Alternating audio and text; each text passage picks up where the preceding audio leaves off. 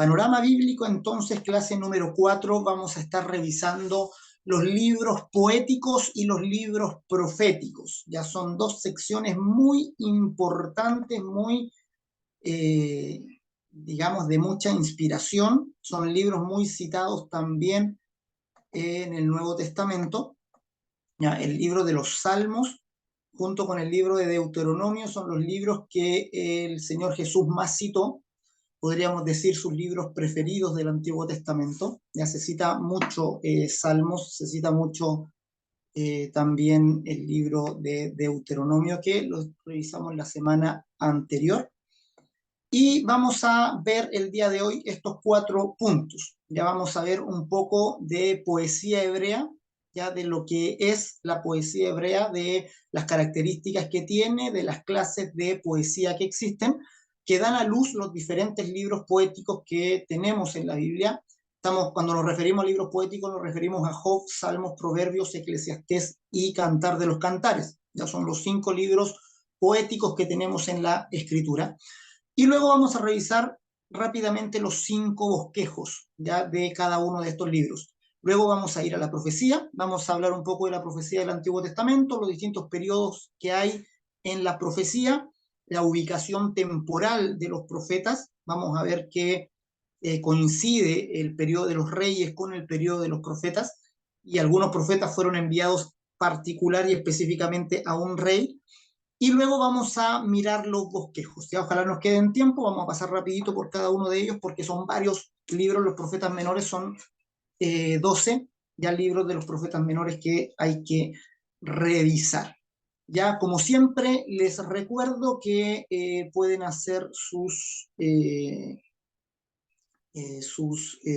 preguntas, ya pueden hacerlas al chat. Y pueden también hacerlas abren su micrófono, ¿verdad? Y pueden intervenir en cualquier momento, no hay problema con eso. ¿Ya? Háganlo al chat público, ¿sí? ¿Ya? Para poder verlo, porque a veces lo envían solo y lo veo en el celular que aparece y desaparece la pregunta y a veces no alcanzo a tomarla. ¿Ya? Entonces ahí al chat, digamos, cuando dice para todos, ahí hacen la pregunta o la intervención. Estamos entonces, vamos con la poesía, ya libros poéticos. Hay poesía en la Escritura, ya 5 libros poéticos del Antiguo Testamento, y vamos a ver un poco acerca de las características. La poesía hebrea tiene características distintivas a la poesía, digamos, de otros, a nuestra poesía también, a lo que nosotros entendemos por poesía. Y es una poesía que ha influido mucho, la verdad, en el pensamiento de la humanidad. O sea, es una poesía que ha tenido mucha influencia en la narrativa, digamos, en el pensar ya del mundo occidental de hoy. Y las principales características, de todas las características, vamos a destacar 2. Primero, que es una poesía de verso libre, lo que entendemos nosotros por verso libre, eso quiere decir sin rimas y sin métricas. Ya nosotros entendemos la poesía con rimas y con ciertas métricas. Ya, es decir, cuando decimos la primera estrofa rima con la cuarta, la segunda con la tercera. Nosotros clasificamos la poesía en base a las métricas y a las rimas. La poesía hebrea carece de métricas y carece de rimas. ¿Ya? Eso no significa que no hayan rimas. Algunas partes del Antiguo Testamento, de hecho, son rimas, pero en general, hablamos en general, la poesía hebrea no se basa en rimas, sino en ideas. Y la segunda característica importante es que también carece de abstracciones. Ya vamos a ir viendo qué significan estas 2 características, ya que implican. La primera, dijimos, no hay rimas ni métricas. Lo que sí hay en la poesía y lo que caracteriza la poesía hebrea es que tiene lo que llamamos paralelismos, ¿ya? Y hay básicamente 3 formas de paralelismos. El primero de ellos es lo que llamamos el paralelismo sinónimo, que es cuando la segunda línea, podríamos decir, repite lo que dice la primera. ¿Ya?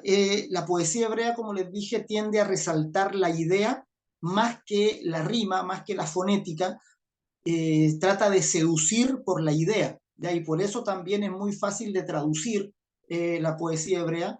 La poesía en cualquier otro idioma es difícil de traducir porque hay que mantener la rima. Sin embargo, la poesía hebrea es fácil de traducir porque no está la exigencia de que rimen las palabras. Los paralelismos, por ejemplo, los paralelismos sinónimos los tenemos en el Salmo 2.4, cuando dice, el rey de los cielos se ríe, y la segunda línea es como una repetición de la primera. Ya afirma en otras palabras lo que dice la primera. Dice, el rey de los cielos se ríe, y la segunda línea dice, el Señor se burla de ellos. O en Proverbios 1.8, cuando dice, hijo mío, escucha las correcciones de tu padre, y luego la segunda línea dice, y no abandones las enseñanzas de tu madre. ¿Ya? Es decir, ahí es una característica muy importante de la poesía cuando se hace el paralelismo sinónimo, decir algo y luego en la siguiente línea complementar con lo mismo que se dice arriba, pero con otras palabras, como para darle fuerza a la idea. Y ahí esto lo encontramos en muchos salmos, en muchos proverbios también. ¿Ya? El segundo tipo de paralelismo es el antitético, que es el contrario al sinónimo. ¿Ya? Es decir, la segunda línea contrasta lo que dice la primera. Lo encontramos, por ejemplo, en Proverbios 10.1, cuando dice, el hijo sabio es la alegría de su padre, y luego la segunda línea no dice lo mismo que la primera, sino que contrasta la primera. Dice, el hijo necio es pesar de su madre. ¿Se fijan? Y aquí está con intención el padre en la primera línea y la madre en la segunda para enfatizar el contraste. eh, Sería más fome si dijera, por ejemplo, el hijo sabio es la alegría de su padre y el hijo necio el pesar de su padre. ¿Verdad? Que repitiera padre como que, ¿verdad? No sería tan brillante la poesía. ¿Verdad? Por eso el paralelismo antitético funciona en base a contrastes.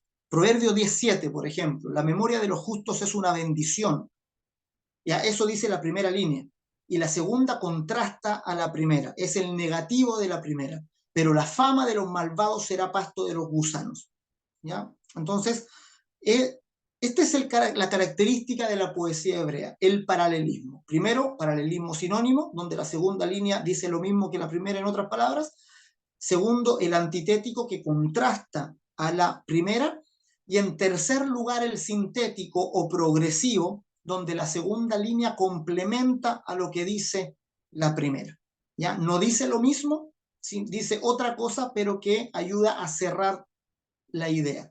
Por ejemplo, Proverbios 10:10, quien guiña el ojo con malicia provoca pesar, y la segunda línea dice, el necio y rezongón va camino al desastre. ¿Verdad? La segunda línea no está diciendo lo mismo que la primera, pero de alguna manera la complementa para cerrar una idea completa. Ya, Proverbios 3:28, por ejemplo, dice, nunca digas a tu prójimo, vuelve más tarde, te ayudaré mañana. Y la segunda línea dice, si hoy tienes con qué ayudar. Complementa la idea. Ya no significa que, ¿verdad? Le digamos vuelve más tarde, te ayudaré mañana, si es que de verdad no tenemos ahora para darle y sí vamos a tener mañana. ¿Ya? Entonces la segunda línea cierra la idea. Dice, si hoy tienes con qué ayudarlo. O sea, si hoy tienes con qué ayudarlo, no le digas ven mañana. Esa es como la idea. La segunda línea complementa la primera y cierra y completa la idea, digamos, de la primera. Ya, estos son los tres paralelismos básicos o más, digamos, que más resaltan. Ya después de cada uno de estos hay más desglose ya en el estudio de la poesía hebrea, pero este no es un curso de poesía hebrea, así que vamos a dejar solo hasta ahí. Vamos a nombrar solo estos tres paralelismos que son los básicos o los más que más resaltan, ya, pero de estos tres salen otro montón más y donde también hay otras clasificaciones más abajo. ¿Ya? Eso. La segunda característica dijimos que era una poesía libre de abstracciones y eso la hace muy poderosa. O sea, Algunos estudiosos dicen que lo que hace a la poesía hebrea tan impactante es precisamente que no ocupa eh, conceptos abstractos, sino que apela a los sentidos, a lo que se puede experimentar con los 5 sentidos. Por ejemplo, David nunca dice en un salmo, estoy deprimido. ¿Ya? Nunca ustedes van a encontrar un salmo donde diga, David, estoy deprimido, tengo crisis de ansiedad, porque esos son conceptos abstractos. ¿Ya?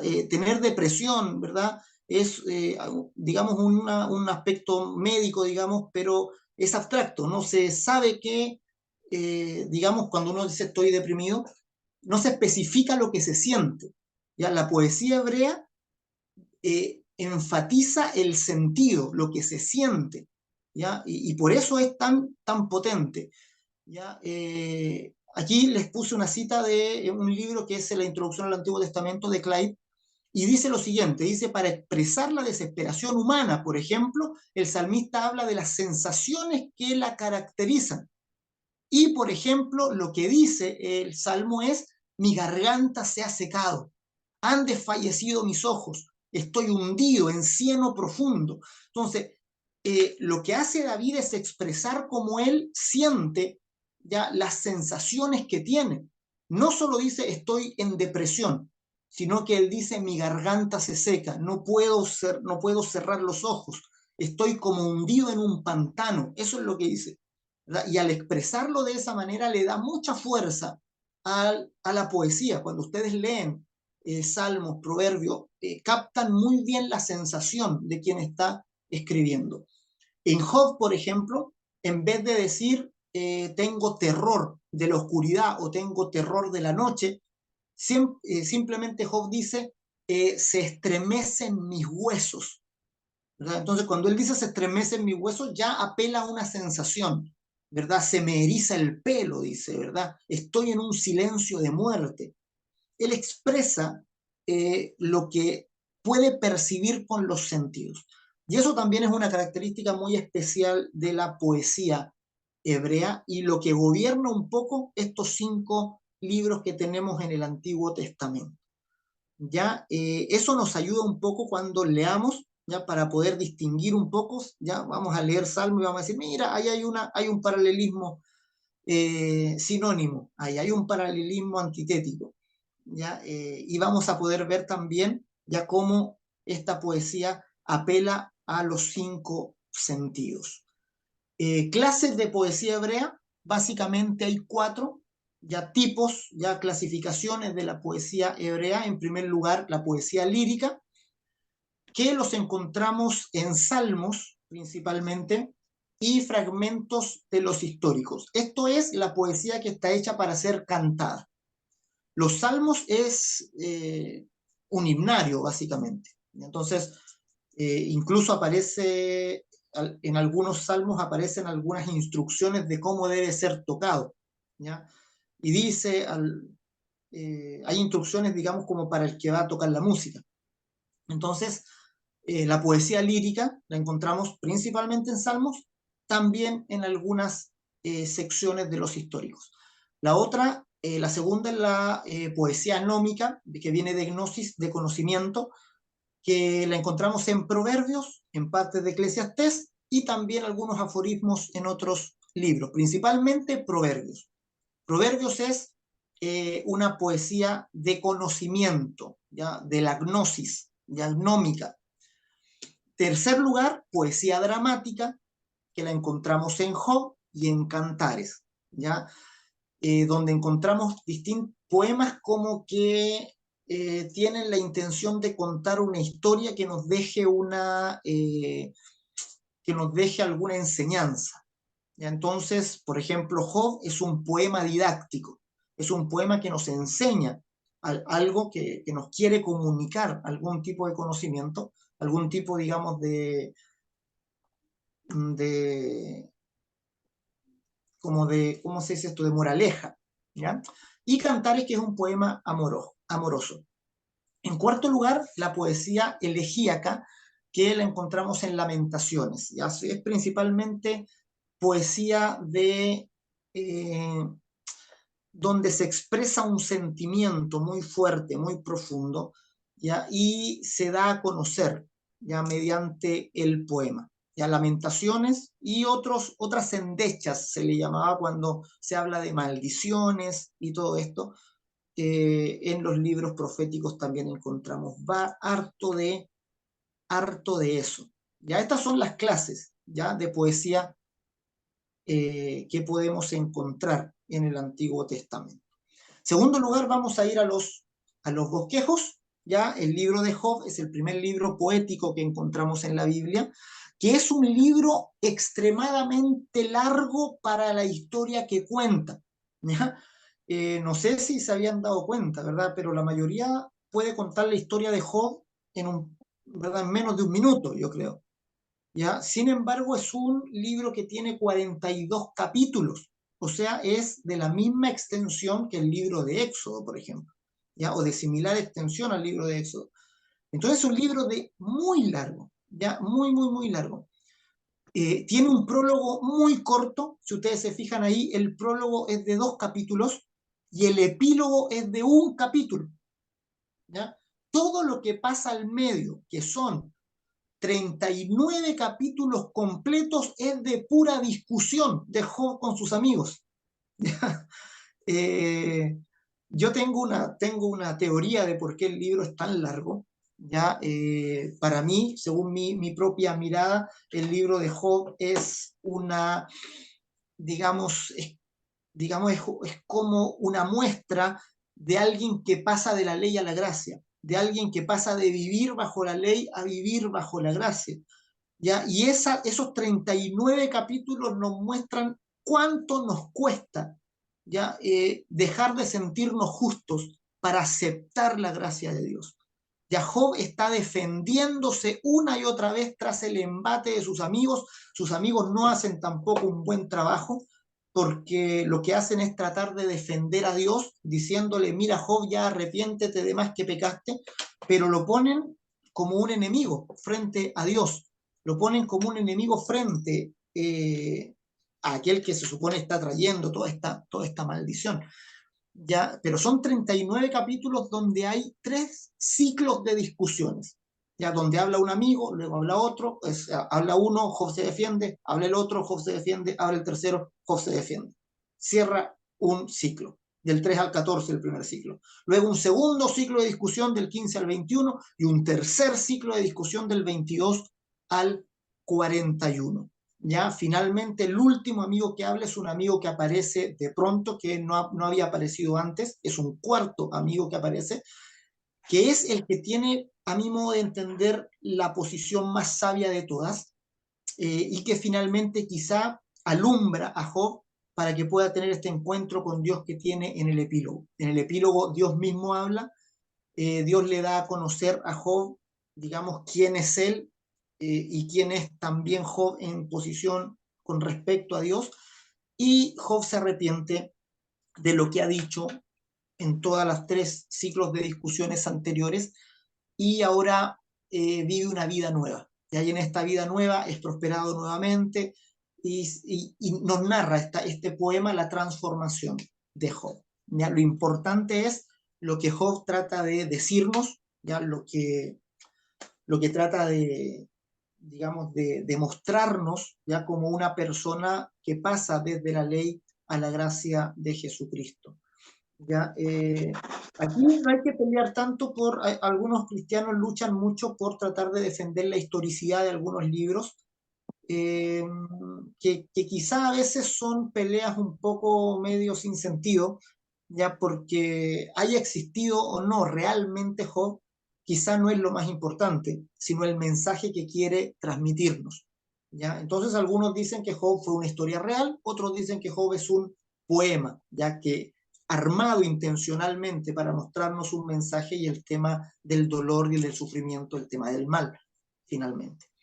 ¿Ya? Entonces, ese es el primer libro poético que tenemos. Segundo, Salmos, que es el libro más extenso, más largo de la Biblia, porque son 150 salmos compilados en 4 libros, ¿ya? Perdón, en 5 libros. ¿Ya? Los salmos de 1 al 41 forman el primero, del 42 al 72 el segundo, del 73 al 89 el tercero, del 90 al 106 el cuarto y del 107 al 150 el tercer libro. Ya aquí también cada uno de los libros tiene ciertas características particulares que podríamos quizá profundizar un poco más adelante. ¿Ya? Eso con respecto al libro de los Salmos. El libro de los Salmos nos muestra quizá una idea bien positiva de la vida, es, digamos, una visión un poco utópica de lo que es la realidad. En Salmos, por ejemplo, siempre el justo prospera y siempre el malo le va mal. Ya eso, Salmos, ¿verdad? No tiene grises. Salmos, si eres justo, vas a prosperar. Si eres impío, vas a la decadencia. Por eso todos quienes hablan de prosperidad en la Biblia se refieren a Salmos, precisamente, y no a Eclesiastés, que Eclesiastés nos muestra el otro lado de la moneda. ¿Ya? Pero Salmos especifica, si eres justo, prosperas. ¿Ya? Si eres malo, entonces vas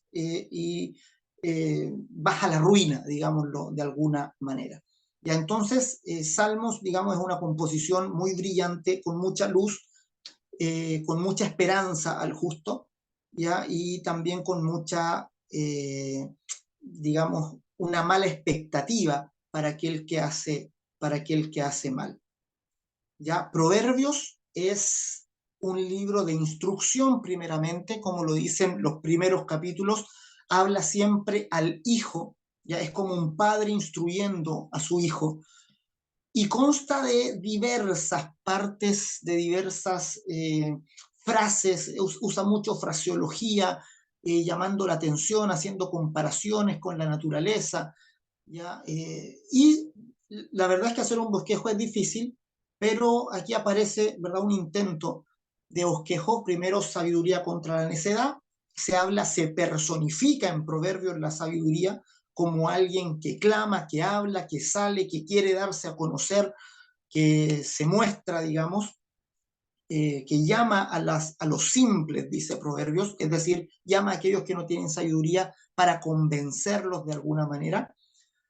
Y hay proverbios de Salomón, proverbios de Agur, proverbios de Lemuel, y finalmente termina con un acróstico conocido como el acróstico de la mujer virtuosa, ya que también se ha discutido mucho acerca de si la mujer virtuosa realmente se refiere a una mujer en sí. Ya es un poco terrible leerlo con esos lentes, ya porque raramente un puro ser humano va a poder lograr todo eso que aparece ahí, ¿verdad? Como, ¿verdad? En la descripción de la mujer virtuosa, ¿verdad? Osis es algunos lo ven ese pasaje como un anuncio de lo que es la iglesia de Jesucristo. ¿Ya?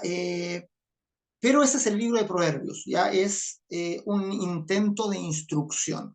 Ya hay muchas advertencias en contra de la mala vida, en contra de los malos hábitos, en contra del pecado sexual.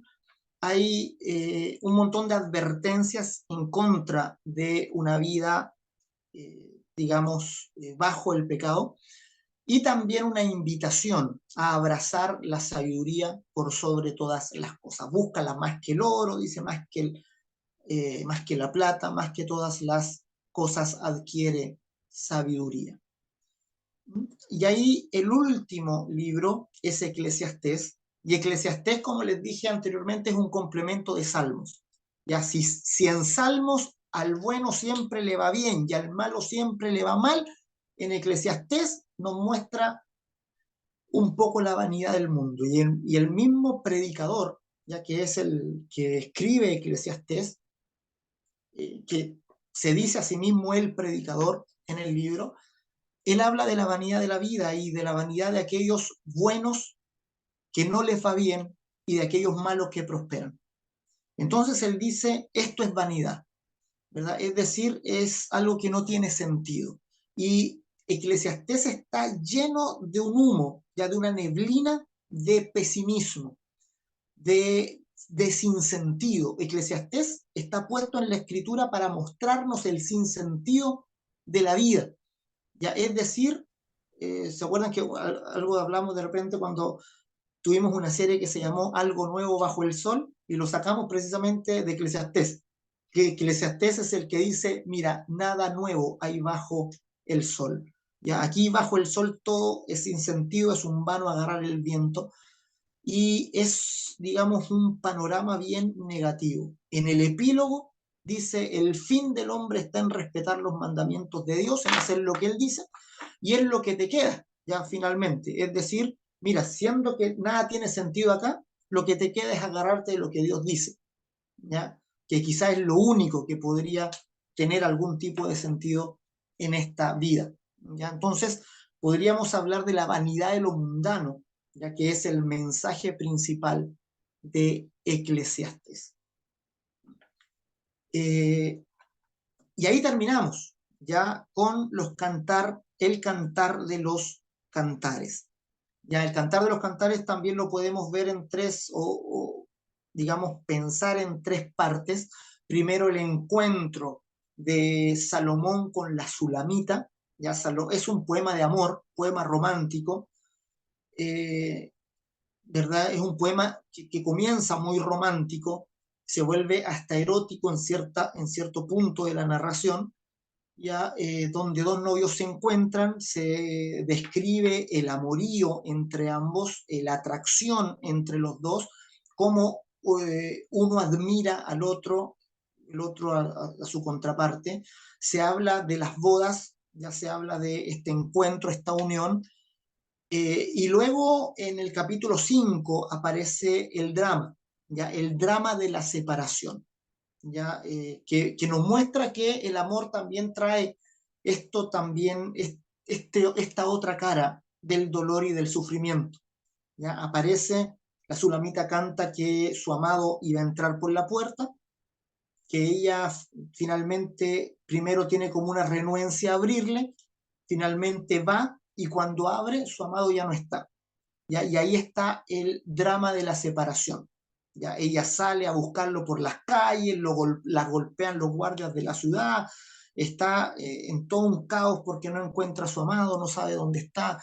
Las doncellas de Jerusalén se unen a la Sulamita en la búsqueda de su amado, finalmente lo encuentra, ¿verdad? Y todo vuelve, digamos, otra vez en el encuentro en el capítulo 6, donde termina el cantar de los cantares. ¿Ya? Hay, ¿verdad?, varias aplicaciones que podemos hacer de este libro. Si bien nos habla del amor humano, podemos entenderlo también en el sentido del amor de Dios por la iglesia, ¿ya? O de su unión con la iglesia. El Nuevo Testamento, el apóstol Pablo habla del matrimonio o de la unión, ¿verdad?, de un hombre y una mujer en relación a la unión de Cristo con la iglesia.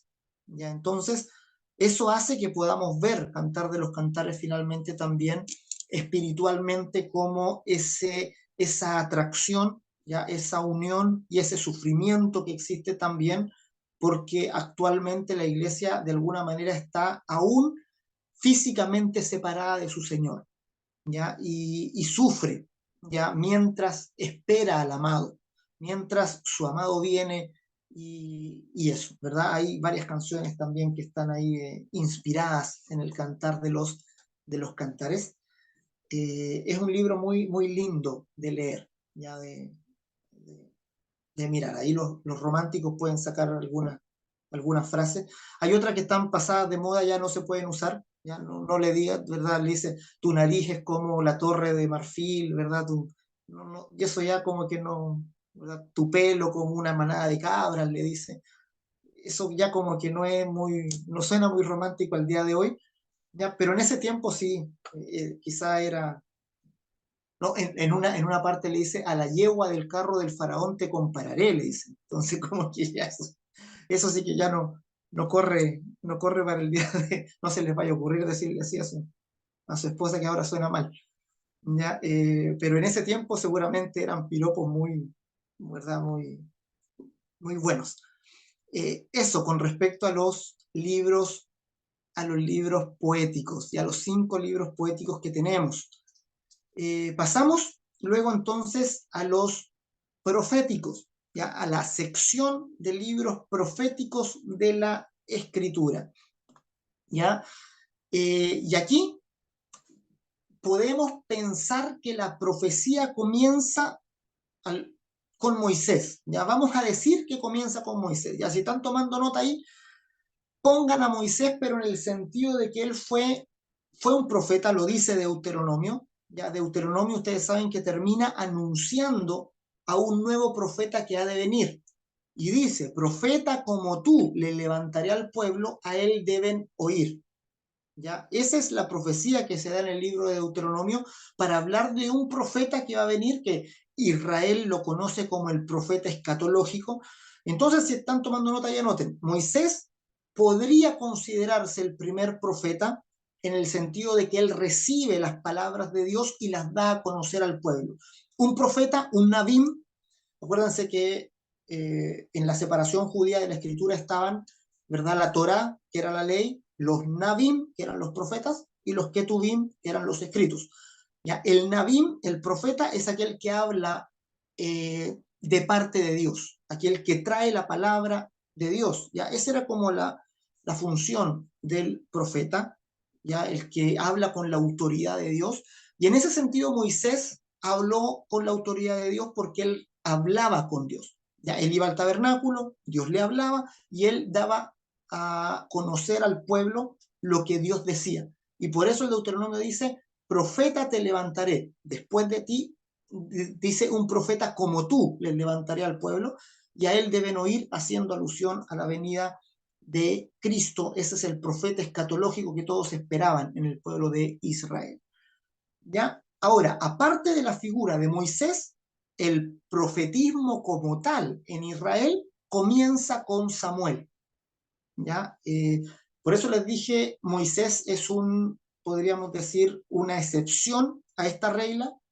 Moisés aparece mucho antes que el reino, que la monarquía, digamos, pero Moisés puede ser como el único profeta anterior a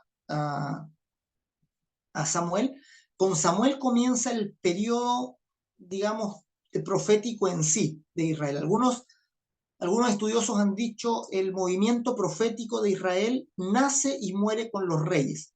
¿Ya? Es decir, el movimiento profético va muy unido al movimiento monárquico. ¿Se acuerdan ustedes que es el pueblo de Israel quien se acerca a Samuel para pedirle rey?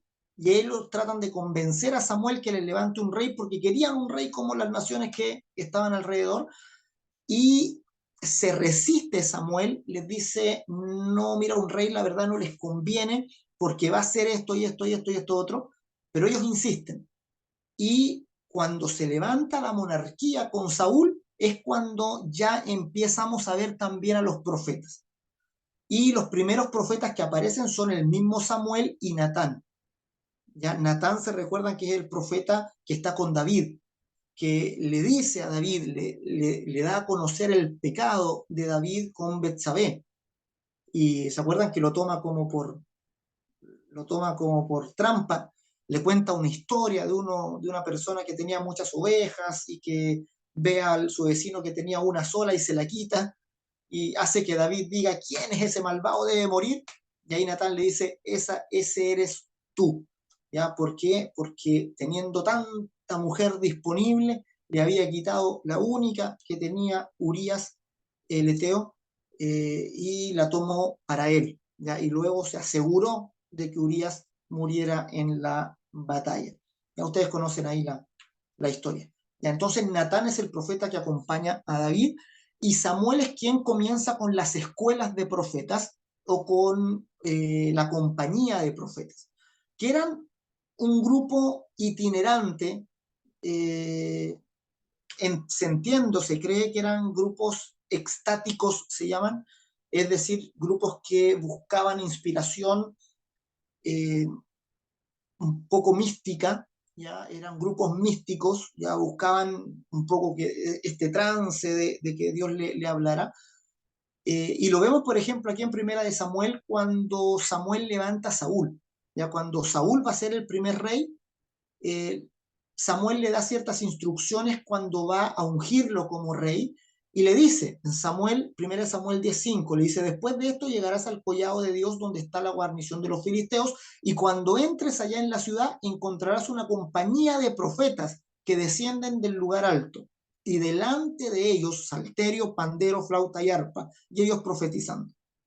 Y entonces vemos que Saúl va y Saúl profetiza junto con los profetas, y de ahí dice que se levanta un proverbio que decía también Saúl entre los profetas. Y desde ahí cada rey tuvo siempre acompañado de los profetas. Los reyes y los profetas forman como una unidad en esta historia de Israel. ¿Ya? Y algunos, como les dije, algunos autores dicen, el profetismo de Israel nace y muere con los reyes. Después de los exilios, los profetas aguantan un poco más de tiempo nomás y luego también bajan y terminan su periodo.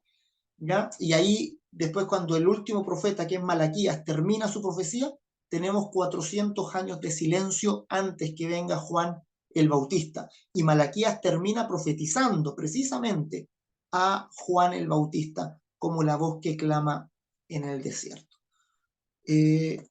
Entonces, ahí el primer periodo, que es el periodo preclásico, donde tenemos las compañías de profetas de Samuel, y el periodo clásico, ya que son ya los profetas escritores, que son los libros proféticos que tenemos en la Biblia, se le conoce como profetismo clásico, ¿ya?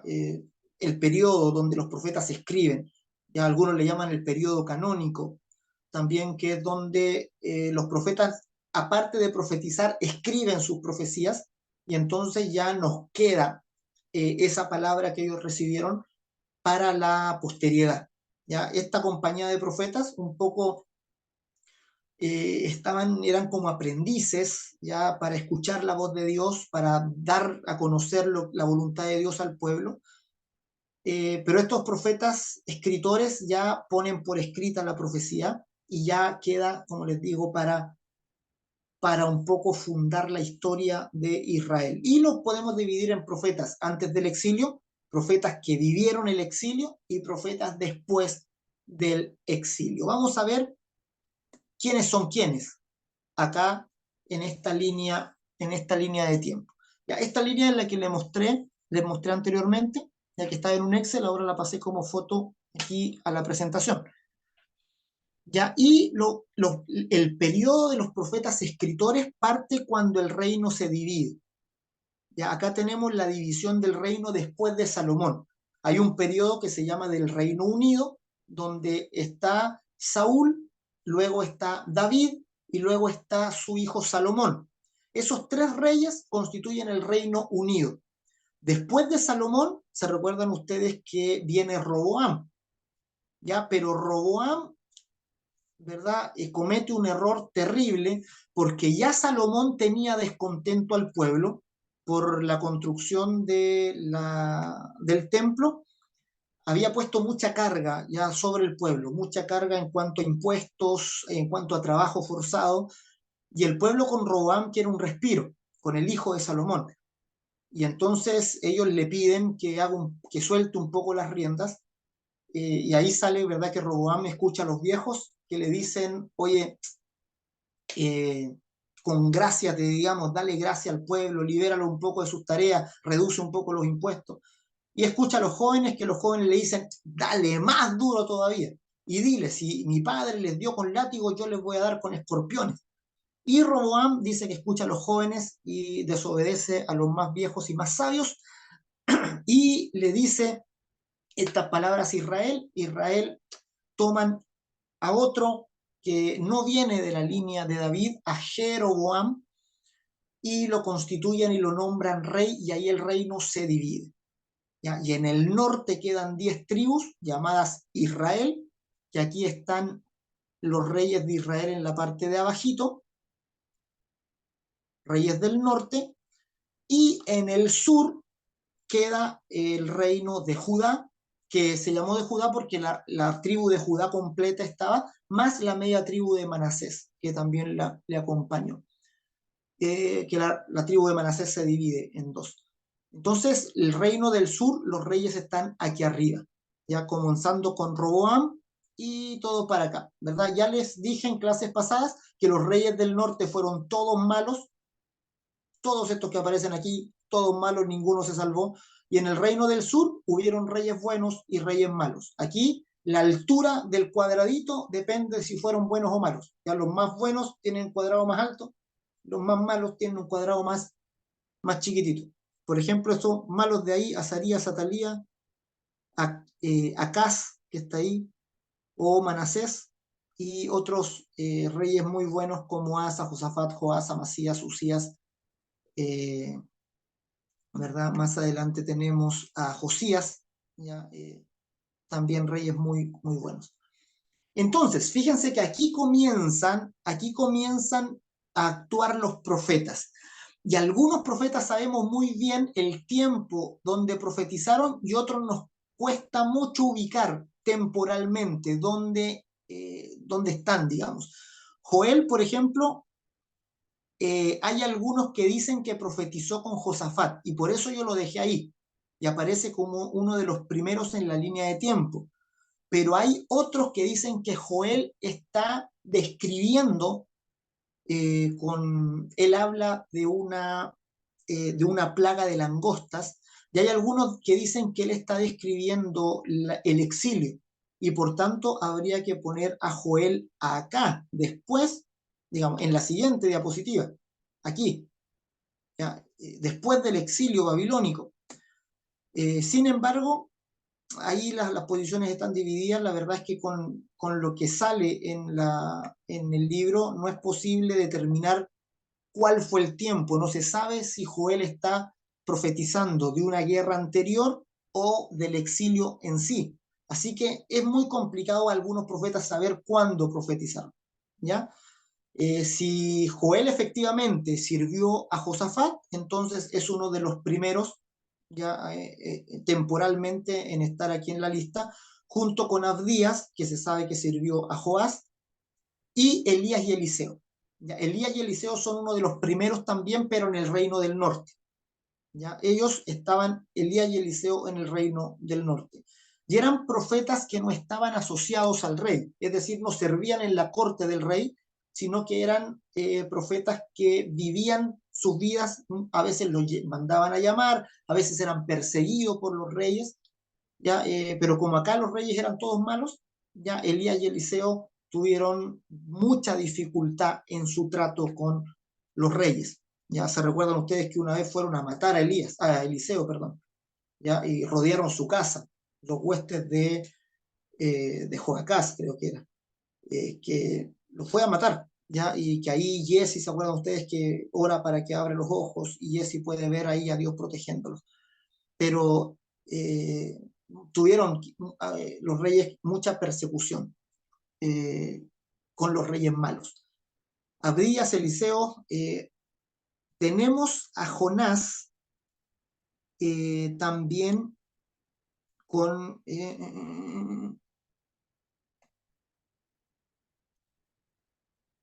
que junto con Nahum le profetizan a Nínive, ya son los profetas enviados a Nínive, y tenemos a Oseas y Amós también por el reino del norte. Miqueas, Isaías está aquí, contemporáneo con Ezequías, aunque hay muchos que dicen que Isaías está escrito por dos autores distintos. ¿Ya? ¿Por qué? Porque el problema que hay con Isaías es que tiene marcas temporales, es decir, Isaías habla, dice, ya el capítulo 1 dice, cuando muere el rey Usías, entonces Isaías está cuando muere Usías, aquí, él dice, con la muerte del rey Usías vi yo al Señor sentado en un trono alto y sublime y sus faldas llenaban el templo, pero también Isaías parece describir muy bien el exilio. Entonces hay algunos que dicen que del 1 al 7 escribe un Isaías y del 7 en adelante hay otro Isaías. Entonces le llaman Isaías 1, Isaías 2. ¿Ya? Entonces parece ser que el consenso entre los estudiosos es que hay dos escritores de Isaías y algunos incluso afirman que hay tres escritores de Isaías. Pero ya eso es digamos, cosa de discusión teológica ahí con Isaías.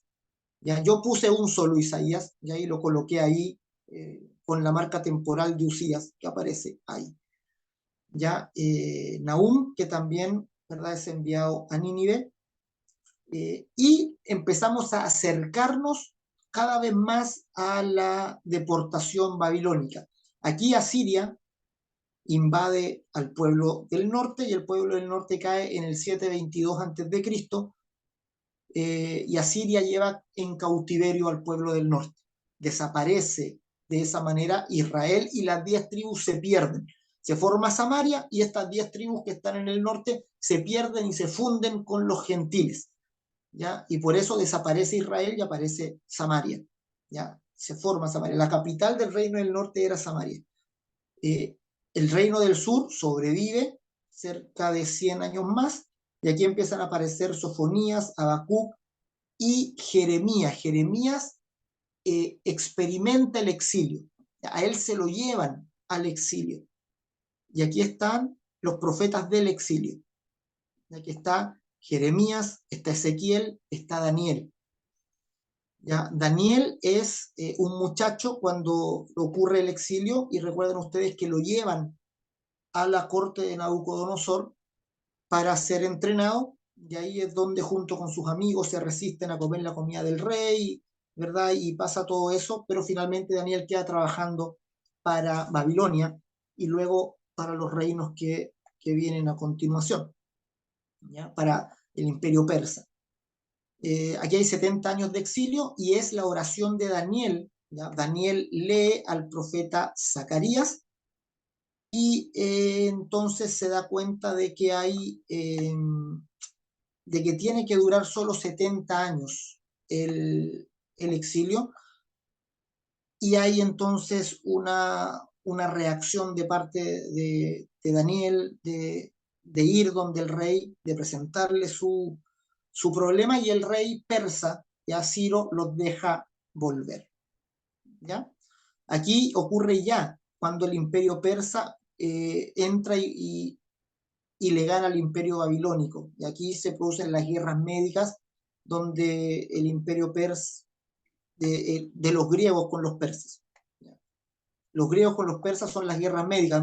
No sé si hay una película que se llama 300, donde está por un lado Ciro y por otro lado está Leonidas, ¿verdad? Esa es la segunda guerra médica, tengo entendido, ahí entre Siria y Grecia.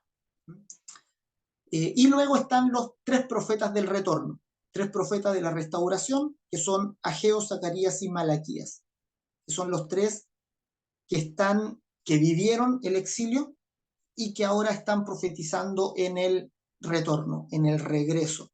Ya, aquí tenemos tres regresos, tenemos un primer retorno con Zorobabel, ya, un segundo retorno con Esdras y un tercer retorno con Nehemías. ¿Ya? Así que eso es más o menos digamos, como el panorama de los profetas dentro de los reyes. Ya yo quedé de mandarles este archivo, no se los he enviado todavía, ya todavía se los debo, ya en Excel, ahí para que tengan la libertad de guiarlo. Ya, vamos a ver en el tiempo que nos queda un poquitito los bosquejos de cada uno. Isaías, ¿verdad? Quizá uno de los profetas más conocidos. Se fijan, aquí puse en el 6.1, ya el 6.1 de Isaías está el rey Usías. El año que murió el rey Usías, vio al Señor sentado sobre un trono alto y sublime, y su falda llena el templo. Esta marca temporal es importante para fecharlo. ¿Ya? Y habla del llamado, ¿verdad?, de Isaías.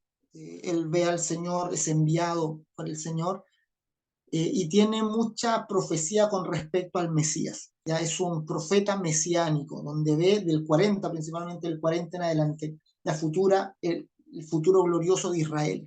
Aquí tenemos el capítulo más destacado profético del Antiguo Testamento, que es Isaías 53. Ya, Isaías 53 es un pináculo en la profecía, es como el punto más alto. Digamos, si ustedes tuvieran que elegir un capítulo para decir esto es profecía, Eso es Isaías 53. Muestra al siervo del Señor, ya muestra su sufrimiento, muestra la expiación, es decir, la muerte en sustitución por otros, muestra la muerte y la resurrección, porque después en una parte dice desde el 53, será cortado de la tierra de los vivientes, eso habla de su muerte, y luego dice, y vivirá por largos días y la voluntad de Jehová será en su mano prosperada. Es decir, habla de la muerte y de la resurrección del siervo de Jehová. Es un capítulo maravilloso, ¿ya? También el 40, el 42, ya son capítulos mesiánicos, pero por excelencia, ¿ya? Jeremías es también un profeta llamado a advertir el exilio. Tiene digamos, un periodo profético bien complejo, porque es el único que dice que viene el desastre, cuando todos los demás profetas dicen que va a ir todo bien, y él es el único que dice que el desastre viene, entonces tiene un gran problema con las demás profetas. Aquí también destaco un pasaje mesiánico maravilloso, el 1.5, antes que te formase en el vientre te conocí y antes que nacieses te santifiqué, te di por profeta a las naciones.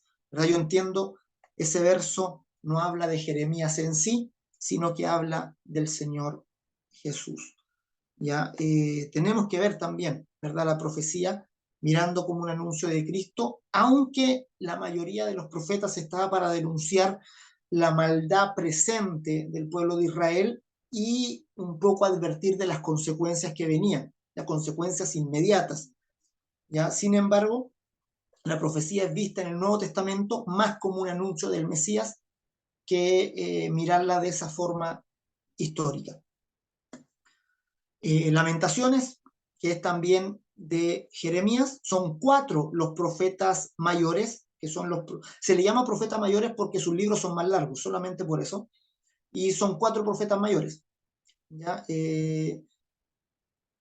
¿Por qué? Porque Jeremías y Lamentaciones están escritos los dos por Jeremías. Y es solamente endechas, ya como dice el libro, Lamentaciones. Fíjense cómo parte el libro, parte diciendo cómo ha quedado sola la ciudad populosa, la grande entre las naciones se ha vuelto como viuda, la señora de provincias ha sido hecha tributaria. Ya es un lamento sobre la ciudad de Jerusalén. ¿Ya? Esto le ha hecho ganarse a Jeremías el apodo del profeta llorón. Ya no sé si se han escuchado por ahí a veces que le dicen el profeta llorón. ¿Han escuchado, no? Que le dicen así. Ya, a mí no me gusta decirle así, ya me imagino que en el cielo va a venir Jeremías y va a decir, ¿cómo que llorón? ¿Verdad? No sé, nosotros lloramos por cosas mínimas de repente. Acuérdense, Jeremías lloraba porque la ciudad, ¿verdad? La ciudad de Jerusalén, la ciudad de Dios, había sido destruida, quemada, habían sido muertas muchas personas, a otros se los habían llevado a la deportación. O sea, la verdad es que era para llorar. ¿Ya? Tenía motivos, tenía muchos más motivos quizás de por los que lloramos nosotros muchas veces. ¿Ya? Así que por eso no me gusta a veces cuando lo tratan de llorón con tanta liviandad. Ezequiel, ya con sus maravillosas visiones, Ezequiel tiene visiones tremendas de ángeles. Está el pasaje aquí épico de los huesos secos, ¿verdad? Me dijo entonces, profetiza sobre estos huesos y dile, huesos secos, oíd la palabra de Jehová, y se arma un ejército del valle de los huesos secos, ¿ya? Pero principalmente Ezequiel advierte juicio que viene y predice la restauración de Israel, ¿ya? Después de la caída, ¿ya?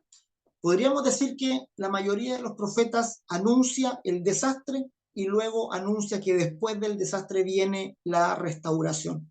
¿Ya? Es básicamente eso. Estamos pecando, viene el desastre, pero en medio del desastre Dios se las arregla para hacernos triunfar nuevamente y sacarnos adelante. Es el mensaje común de los profetas. Daniel, ya que en 2 grandes partes son las historias de Daniel del 1 al 6 y luego las profecías de Daniel del 7 al 12.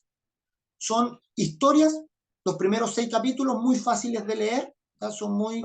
Y luego del 7 al 12 vienen visiones. sueños, ya sueños muy, muy, muy locos, ya que encontramos en varios de estos sueños también reflejados en Apocalipsis. Ya, por ejemplo, aquí las cuatro bestias aparecen en Apocalipsis, el carnero, el macho cabrío y el cuerno pequeño también aparece en Apocalipsis. Muchas de estas profecías, de estos sueños de Daniel, aparecen reflejados en el libro de Apocalipsis. ¿Ya? Luego el sueño que interpreta también a Nabucodonosor, eso está en la parte de las historias, aquí primero, y termina con el fin de los tiempos, la tribulación y la resurrección. Ahí está Daniel triunfando en el foso de los leones.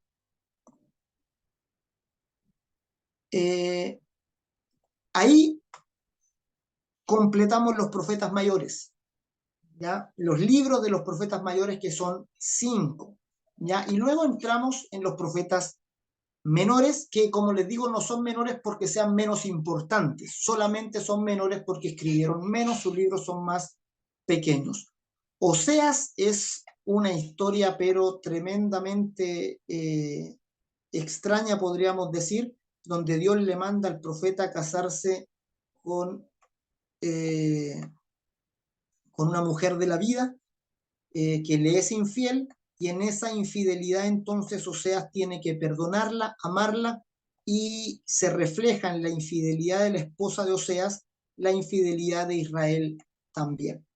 ¿Ya? Es como que usa a Oseas para darle un comunicado al pueblo. Y Oseas 3:1, por ejemplo, dice: me dijo otra vez Jehová, ve, ama a una mujer amada de su compañero, aunque adúltera, como el amor de Jehová para con los hijos de Israel, los cuales miran dioses ajenos y aman tortas de pasas.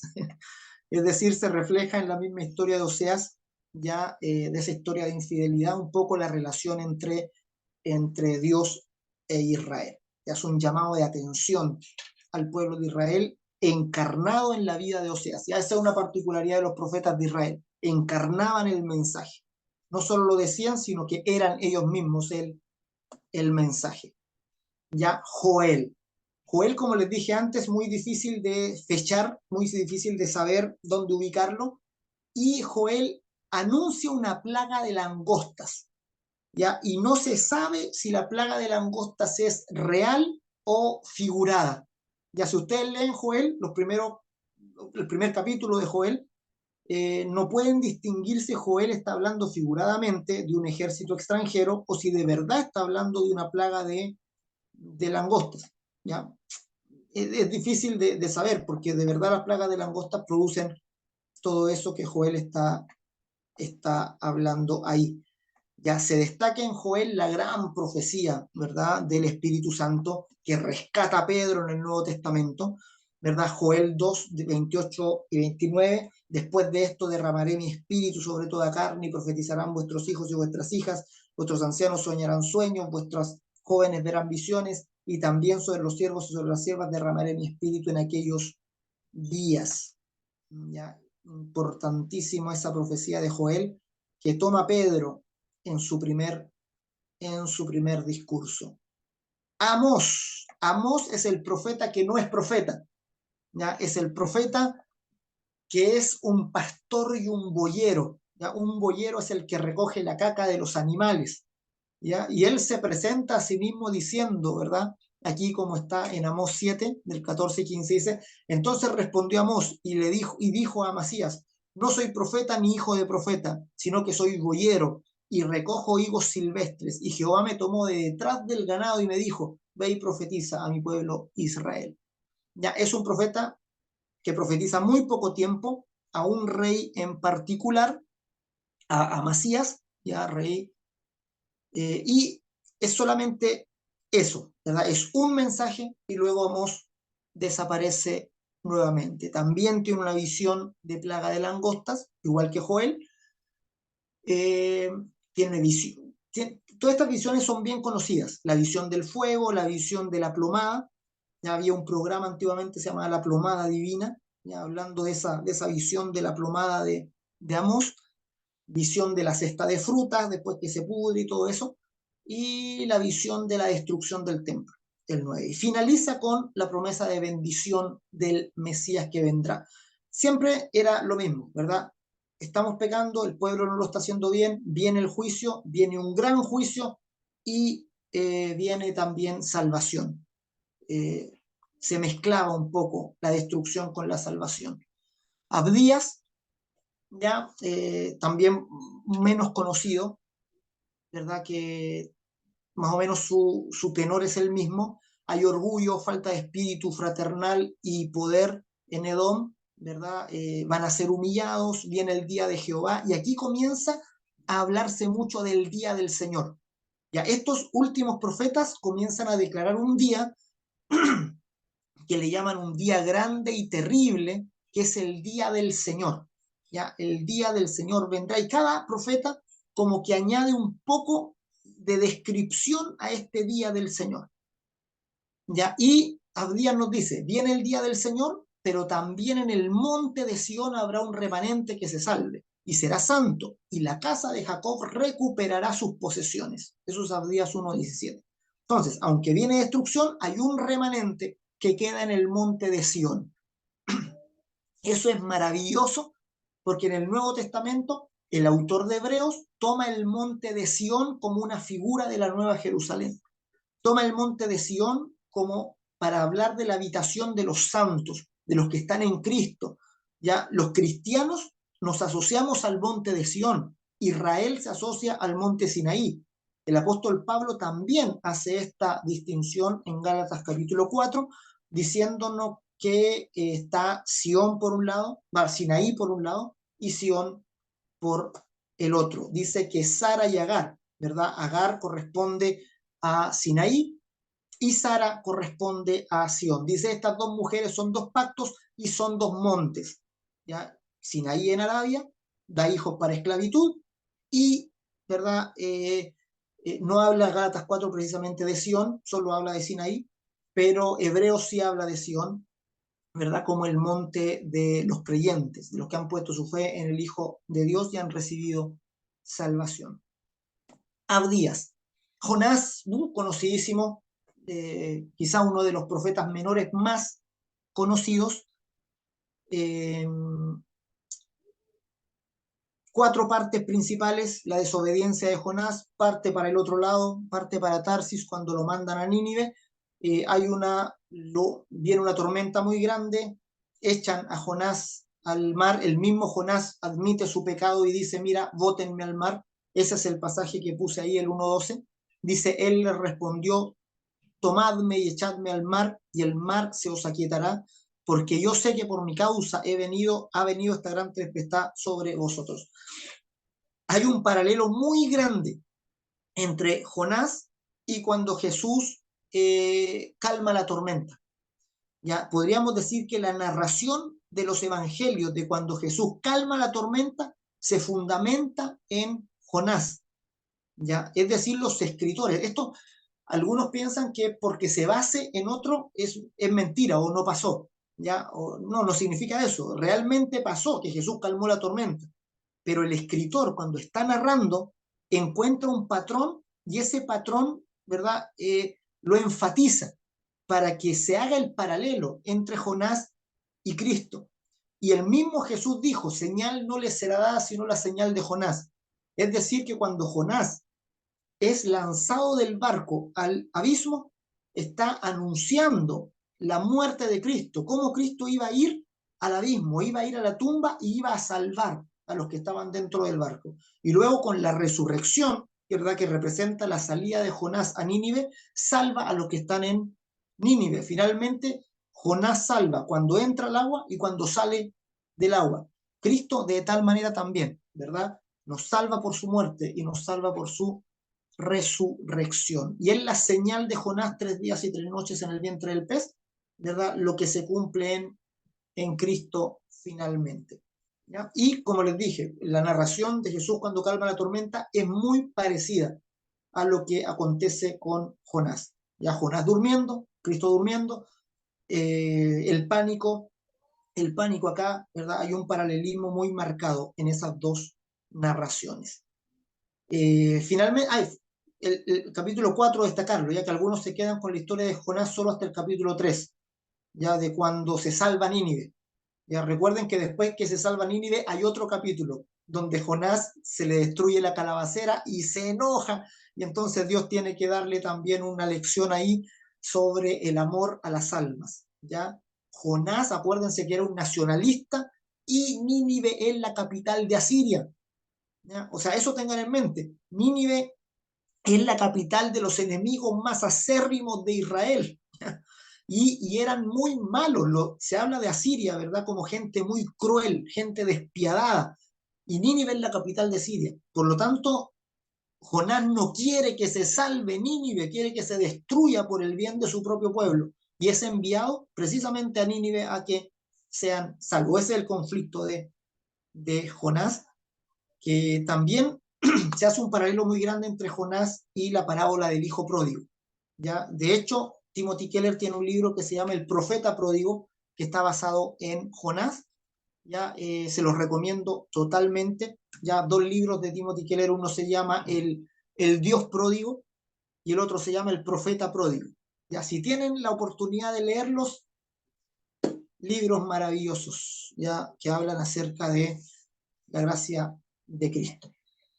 Ya Jonás, Miqueas, ya también el mismo tenor,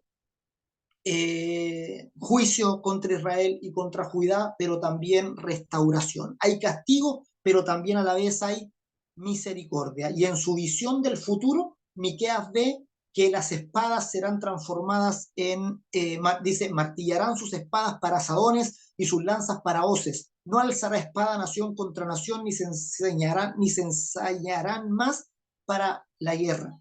¿Ya? Mirando en un futuro la restauración de todas las cosas. ¿Ya? Pero sigue el mismo tenor de todos los profetas, destrucción y en medio de la destrucción, salvación. Nahum, que también se dirige a Nínive, pero él ya no salva a Nínive. Jonás fue enviado a Nínive y Nínive se salvó. Aquí Nahum profetiza sobre Nínive y Nínive termina destruido. ¿Ya? Es la caída de Nínive. Comienza el libro de Nahum diciendo profecía sobre Nínive, libro de la visión de Nahum de Elcos. Habacuc, ya Habacuc tiene mucho de poesía Habacuc. El canto de Habacuc del capítulo 3 es el canto que nosotros cantamos, ¿verdad? Ese, aunque la lluvia no florezca, aunque el sol no amanezca. ¿Se acuerdan de eso? ¿No?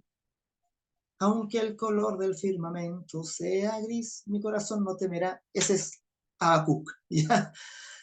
Habacuc comienza alegando porque el juicio no viene. Fíjense, eso está diciendo. ¿Cómo es posible que el malo prospere y no reciba lo que merece? Ya es, digamos, el mismo profeta reclamando frente a Dios de que no hay juicio por el castigo. La respuesta de Dios es que sí va a venir el castigo, de que viene y que no se hace esperar. De ahí es donde Habacuc dice una cosa tremenda. En Habacuc 3:2 dice, aviva tu obra en medio de los tiempos, en medio de los tiempos hazla conocer, en la ira acuérdate de la misericordia. Esto es maravilloso, ¿ya? ¿Por qué? Porque se le está anunciando destrucción. Se está anunciando que la obra de Dios va a ser la destrucción y aún así el profeta dice, Señor, aviva tu obra en medio de los tiempos. En medio de los tiempos hazla conocer. Es decir, si va a venir tu ira, que venga. Pero en medio de la ira, acuérdate también de la misericordia. ¿Ya? Y ahí es donde viene el poema y la canción de Habacuc. Aunque la higuera no dé renuevos ni haya frutos en las vides, aunque falle la cosecha del olivo y los campos no produzcan alimentos, aunque el aprisco no hay oveja, ¿verdad? Ni el ganado alguna y los establos, aún así el Señor nos sustentará y aún estará con nosotros. ¿Ya? Juicio y castigo para Israel y para la nación que va a ser usada para castigar a Israel también. Sofonías, podríamos decir, es el profeta por excelencia del día del Señor. Es la profecía del día de Jehová. El día de Jehová viene, Sofonías 1:14, cercano está el día grande de Jehová, cercano y muy próximo. Es amarga la voz del día de Jehová, gritará allí el valiente. ¿ya? Y también, ¿verdad? Profetiza juicio contra Judá, contra las naciones paganas, el pecado de Jerusalén y la futura salvación también del pueblo de Israel. En medio de la destrucción también hay salvación finalmente. Y nos quedan estos tres últimos profetas que son los del retorno, ¿ya? Todos los profetas anteriores vivieron antes del exilio y en el exilio, ¿ya? Estos tres profetas que vamos a ver ahora vienen después del exilio, en la fecha del retorno. Primer mensaje entonces de Ageo, negligencia en cuanto a terminar el templo, o sea, es un reclamo del profeta Ageo de que todos se preocupan de sus propias casas y el templo está en ruinas, ¿verdad? Y nadie se ocupa ni parece interesarle el templo. Hay una promesa mesiánica en el capítulo 2, un tercer mensaje de obediencia, digamos un llamado a la obediencia a la ley de Dios, y un cuarto mensaje de consuelo. Ya en estos cuatro mensajes se resume el libro de Ageo, que es un mensaje al pueblo que está retornando, para que no cometan los mismos errores que se cometieron y que llevaron a Israel al exilio. Ya, finalmente es esa advertencia que hace Ageo. Zacarías, como les dije anteriormente, es deportado en el exilio y son visiones muy conocidas que también tienen un contraste muy marcado en el libro de Apocalipsis. ¿Ya? Cuando leemos Apocalipsis, básicamente estamos viendo reinterpretadas las visiones de Isaías y de Zacarías. Zacarías, por ejemplo, tiene la visión de los caballos, ¿ya? De donde también se toma la visión de los jinetes en el Apocalipsis. Está la visión de los cuatro cuernos, ¿ya? En Apocalipsis también tenemos los mismos cuernos que hablan, los cuernos que son reyes, el cuerno pequeño, ¿verdad? Y todo eso. Visión que traza las futuras dimensiones del Templo de Jerusalén.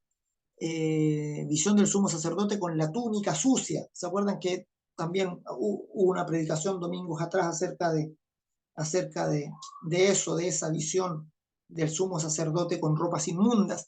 Visión del candelabro y los dos olivos, que también aparece en Apocalipsis, esos dos olivos, esos dos testigos.